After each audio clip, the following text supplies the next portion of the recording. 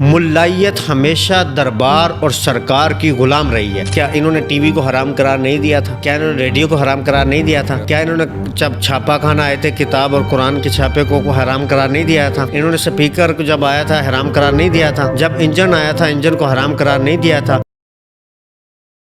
بھائی ابھی Peoples party کی بات ہو رہی ہے تو آپ کو بتاتا چلوں، آپ کے علم میں بھی یہ ہوگا کہ سندھ گورنمنٹ کے جو گورنر ہیں ان کے حوالے سے تقی عثمانی صاحب کی ایک سٹیٹمنٹ آئی ہے۔ انہوں نے کامران ٹیسوری صاحب کو حضرت عمر رضی اللہ عنہ کے ساتھ کمپیئر کیا ہے کہ ان کی جس طرح لیڈرشپ تھی وہ گورن کرتے تھے۔ دیکھیں پاکستان میں نہیں، ملائیت نے ہمیشہ ہی ہر جگہ نقصان پہنچایا۔ کیا انہوں نے ٹی وی کو حرام قرار نہیں دیا تھا؟ کیا انہوں نے ریڈیو کو حرام قرار نہیں دیا تھا؟ کیا انہوں نے جب چھاپا خانہ آئے تھے کتاب اور قرآن کے چھاپے کو حرام قرار نہیں دیا تھا؟ انہوں نے سپیکر کو جب آیا تھا حرام قرار نہیں دیا تھا؟ جب انجن آیا تھا انجن کو حرام قرار نہیں دیا تھا؟ ان کے ہاں روشنی جو ہے، بلب جو ہے، لائٹ جو ہے وہ حرام ہے۔ تو یہ ملائیت ہمیشہ دربار اور سرکار کی غلام رہی ہے۔ جیسے انہیں دربار سے احکامات آتے ہیں کہ بھائی ہماری مدحت سرائی میں شروع ہو جاؤ، جیسے انہیں کہا جاتا ہے ممبر پہ بیٹھ کے ہماری تعریفیں کرو، یہ شروع ہو جاتے ہیں۔ ان کے ہاں نہ تو عقل کا کوئی پیمانہ ہے، نہ ان کے ہاں کہاں تھے تقی عثمانی صاحب جب پاکستان میں ماؤں بہنوں کے دوپٹے کھینچے جا رہے تھے؟ کہاں تھے تقی عثمانی صاحب اور ان کے سارے چاہنے والے جب اس ملک میں تشدد چل رہا تھا؟ کہاں تھے تقی عثمانی صاحب جب اس ملک میں لوگوں کے ریپ ہو رہے تھے؟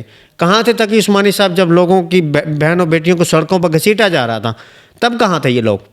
کہ یہ سب ان کے لیے ٹھیک تھا؟ اب انہوں نے فیصلہ کرا کہ جناب گورنر ٹیسوری صاحب جو ہیں انہوں نے جناب یہ کہہ دیا کہ جناب حضرت عمر کی طرح ان کے حصے میں توفیق آئی ہے کہ یہ عوام کے ہمدرد ہیں۔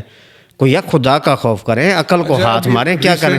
ابھی تھوڑی دیر پہلے نعیمی صاحب، راغب نعیمی صاحب، اسلامی نظریاتی کونسل کہتی ہے وی پی این حرام ہے۔ بھائی کون سے دور میں رہ رہے ہو؟ پوری دنیا آپ کو گالیاں دے رہی ہے، آپ انٹرنیٹ سے ان چیزوں سے دور ہو رہے ہو۔ آپ کس کی درباری میں، کس کی مدد سرائی میں، کس کو فائدہ پہنچانا چاہ رہے ہیں؟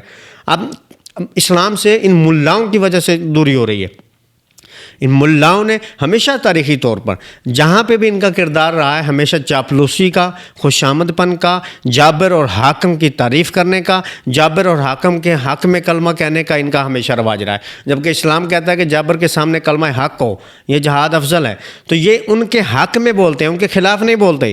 تو یہ ملائیت، دربار، مدرسہ، یہ سب کچھ ان کے ہے۔ جی ایچ کیو میں علماء کی ہو تو یہ سب اٹولہ آپ کو وہاں پہ بیٹھا ہوا دکھائی دے گا۔ کہیں پہ بھی جو دربار تھا، مغل دربار کی تاریخ سے لے کے جتنے بھی دربار تھے وہ سارے کے سارے جناب دو زانو ہو کے، ہاتھ جوڑ کے، بڑے ادب اور احترام کے ساتھ وہاں پہ بادشاہ کے سامنے یا جو طاقتور آدمی ہے اس کے سامنے بیٹھ جاتے ہیں اور بڑے بڑے تاریخی فتوے جاری کیے جاتے ہیں۔ امیر حمزہ صاحب تھے، انہوں نے جناب باجوہ صاحب کو کہا نا انڈین گانا سنتے ہیں، یہ تو اتنے پرہیزگار ہیں، یہ تہجد گزار ہیں، ان کے کانوں میں تو کبھی کوئی غلط بات گئی نہیں، زبان سے کبھی کوئی غلیظ ورڈ نہیں نکلا۔ یہ اتنے جناب ان کی خوش آمدی ہیں۔ جناب ابھی بھی جو اس وقت کے موجودہ سب کے سربراہ ہیں ان کے حق میں کس طرح سے ترانے نکلے ہیں، ملا جناب یہ وہ ہے، یہ محافظ ہیں، یہ وہ ہے۔ بادشاہ نواز شریف کے حق میں کیا کیا نہیں کہا گیا۔ بھئی یہ ملائیت کی سوچ جو ہے اس نے نوجوان کو متنفر کر دیا۔ اب نوجوان آپ کی بات سننے کے لیے تیار نہیں ہے۔